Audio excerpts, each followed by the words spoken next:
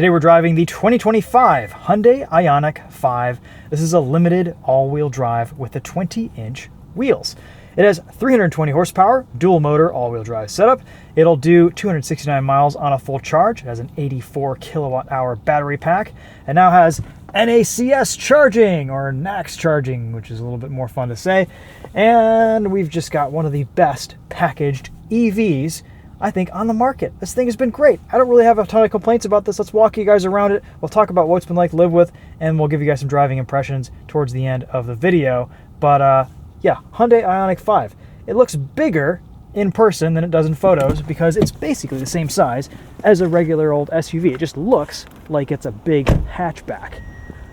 Kind of a cool trick that it plays. It's like old Hondas. It's bigger inside than it is outside. It's filthy today because we've had an absolutely lovely week here in Southeast Michigan, weather-wise. Wheels, very aerodynamic. Michelin Promise Tour all-season tires. Actually decent traction in the snow and in the dry. We've got this Arctic white matte paint, which still looks quite good, filthy. Tons of room in the back seats. Adjustable backrests. Seats that fold pretty flat. Tons of leg room, interior space. Lovely packaging here with storage space for your water bottle, your phone charger, physical buttons for everything, and an electric car in 2025. Love to see it. This limited all-wheel drive costs around $60,000. However, I've seen these for as little as 15 grand from 2023 with some miles on them. I think initial Hyundai IONIQ 5s had a few charging and battery and reliability issues, but they've probably sorted all that out by now since this has been out for a few years already. Of course, my favorite trims with the IONIQ 5 are the XRT, the lifted rally version, and the 5N, which is the enthusiast's choice. We've got a bunch of functionality here with the remote key fob. You can lock, unlock, remote start, park in, park out. Pop the tailgate. Let's do that.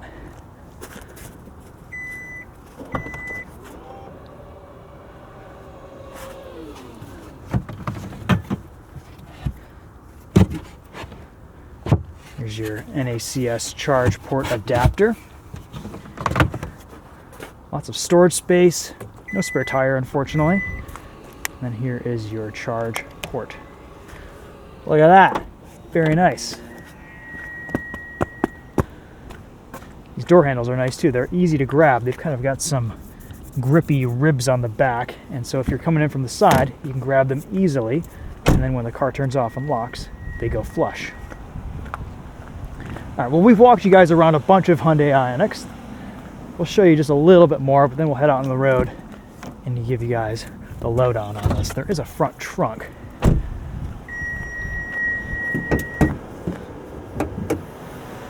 Not the biggest front trunk, but you could put a couple things in there if you needed to.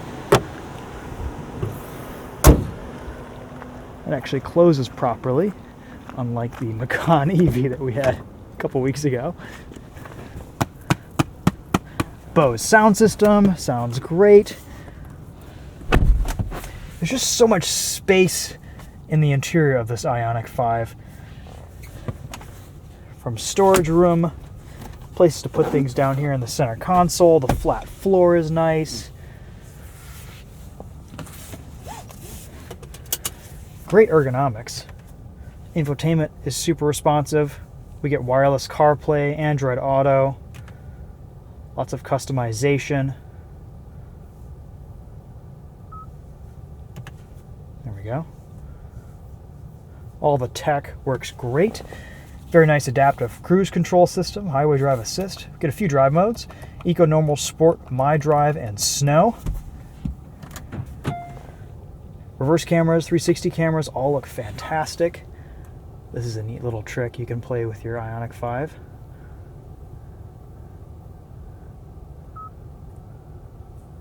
Tons of customizability with these cars. You can go deep into the settings menu and setup menu and just configure everything to your heart's content. From your driving assistance settings to smart cruise control options, climate, seats, lighting. Look at that. I also feel like this IONIQ 5 has set some of the design trends going forward for Hyundai in this generation of vehicles across their whole lineup. Some really cool little design cues, like these door handles. They kind of remind me a little bit of the NA door handle, but just look how that opens. So nice, so neat. And then other little things like the moonroof shade. Pretty cool. More pixels in the seats, super plush, super comfortable. Steering is very light. This is a very comfortable EV to drive around. Ride quality is excellent, and it's very quiet at speed too. All right, let's head out on the road, and we'll give you guys some more driving impressions on this.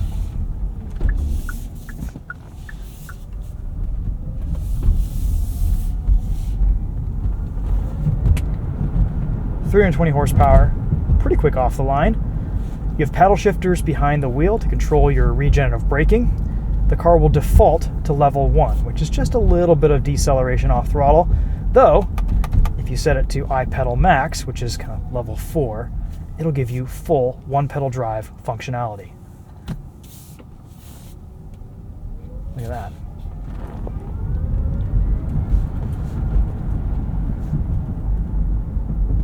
You get good regen right from a cold start too. You don't have to wait for the battery to warm up or all that nonsense. Good turning radius, good visibility. As a car to use and drive on a regular basis, I really am struggling to come up with anything that I could complain about. It's just so good at everything. It's kind of the right size. You do see quite a bit of a range hit here with this limited all-wheel drive with the 20-inch wheels. Those bigger wheels do not help at all with range. Normally, without those big wheels and with the rear-wheel drive, you can get over 300 miles out of a full charge in one of these. And also, Hyundais do seem to kind of underrate their mileage, at least EPA range, compared to some other EVs. In actuality, you can usually exceed the rated range for these cars. I do have one complaint, actually. I wish that your heated and ventilated seats would remember what setting they were set to when you get back into the car after your last drive. They don't do that. They just default to be turned off, even when you remote start the car. You might be able to change that around in the app. Who knows? Also, it's a small thing, but these little details add up. Turn signal cameras are fantastic to live with and use on a regular basis. Just helps with your blind spots and your confidence when changing lanes. And I've always liked this in cars. You can leave the headlights on without it beeping at you or prompting you to turn them off when you turn off the vehicle. You can just drive around with the headlights, and you can leave that switch on all the time. I grew up kind of getting used to that in Volvos as a safety feature, and I like that you can still do it in some modern cars. All right, sport mode. Got a really dusty, salty lane here, so we're not going to push it super hard. Handling is pretty decent though. Good power. Like a lot of Hyundai products, there's just a softness to everything, from the vehicle dynamics to the interior materials, the turn signals, all of your interaction points, ride quality, brake pedal feel. They're just all nice and soft and cushy, light touches, comfortable, nice, borderline luxurious.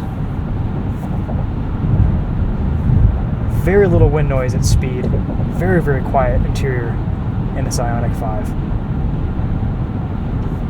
It's even kind of windy today. We get lane change assist, works great.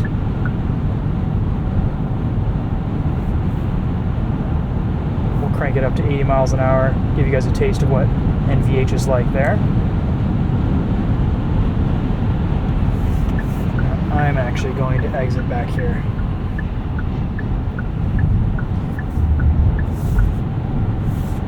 Then if you don't like driving with one pedal drive, brake pedal feels completely normal. No regen weirdness going on, not even a little bit.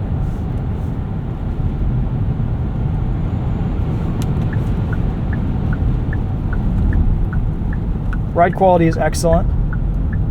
Really nice and neutral, well balanced around a corner.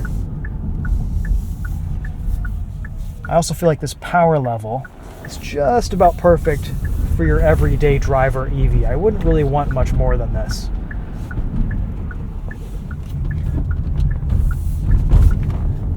And for those who do like a little bit of a hoon, like me, you can turn everything off. This is one of the few EVs where you can turn everything off and slide it around a little bit, which I think is awesome. I would consider maybe getting a Hyundai IONIQ XRT someday and just making that a daily / rallycross car. I think that would be hilarious fun.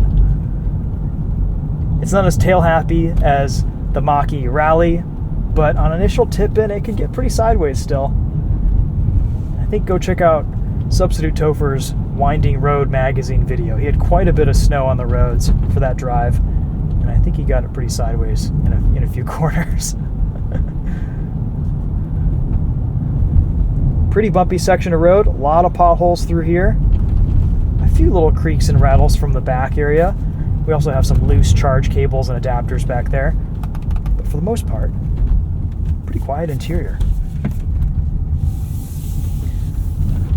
Hyundai really has done an excellent job developing this car. It's just nice to drive, nice to live with.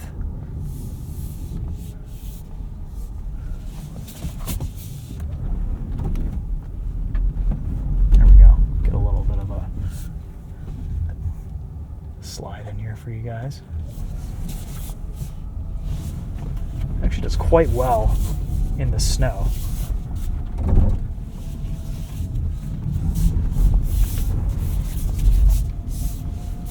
Look at that.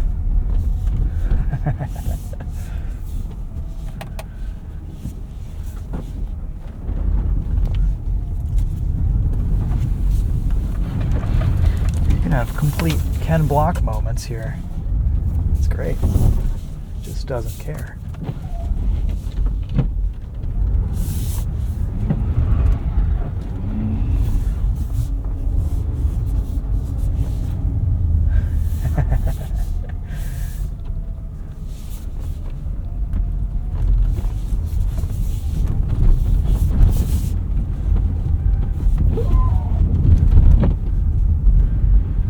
So I guess to sum up, I like the Hyundai IONIQ 5. I would actually consider getting one of these someday. It would make an excellent family car for us and potential replacement for the Highlander. They have some good lease deals. I would probably steer clear of just outright buying one. The depreciation on these is pretty heavy. But there are some killer used deals out there on the market right now. I found one for $15,000 with 60,000 miles on it. It was an all-wheel drive. That's really hard to beat in terms of value.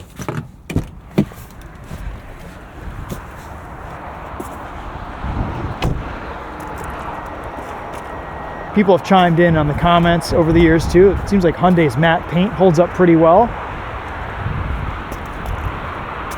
It does look cool, especially in this Arctic white. Look at the headlamps.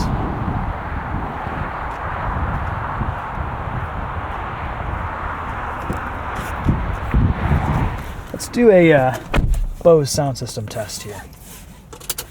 We'll queue up our test track.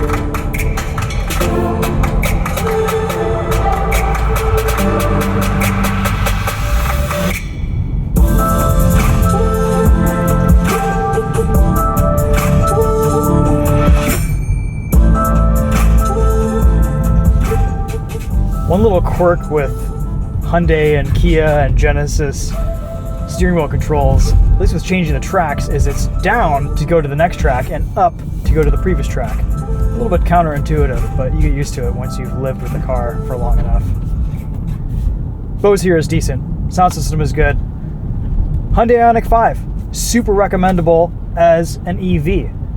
It just kind of does it all. It's not super engaging and communicative or emotional of a driving experience. It's all a little bit numb and soft, but I kind of interpret that as this being a more luxurious option in the EV space for this price point. Yes, it's very isolating, but that's a good thing if you're looking for something luxurious. I found the IONIQ 6 to be a little bit sharper and more engaging in some respects. And IONIQ 5N, IONIQ 6N, those are your enthusiast options. But if you want an engaging enthusiast car from Hyundai, you kind of got to get an Elantra N. That's my top pick, at least. And that's an internal combustion engine car. So in the EV space, I think this is one of the best options in the category, period, bar none. I'd probably even have this over a Tesla Model Y. It's a little bit more conspicuous. It really does drive well, and you can't argue with used options if you're willing to risk maybe some early model year woes. Warranty on these is pretty solid. 10-year, 100,000 mile warranty on the battery and charging and all those components. Looks cool too. And it looks cool too. Alright guys, there's the IONIQ 5 limited all-wheel drive. Thank you so much for watching. We'll see you guys in the next video. Maybe we'll get an XRT from Hyundai at some point this year and take it rally crossing. I think that would be super, super fun. A little bit of a suspension and tire lift on that car, about 7 inches of ground clearance, about another inch over what this is, and off-road tuned suspension, even though this does ride really well. It's super comfy, super soft, but that's a little bit lower. And I think the XRT is kind of that perfect blend for comfort. You lose a little bit of range with the all-terrain tires, but again, depending on your use case scenario, you can choose all-wheel drive, rear-wheel drive, and if you want max range, rear-wheel drive isn't a bad option. Remember, EVs have all of their weight down low. They have a super low center of gravity, and even in the snow and wet, you can get a ton of traction out of them even with a two-wheel drive setup. So you don't always need that dual motor all-wheel drive. And the rear-wheel drive single motor cars still have plenty of power.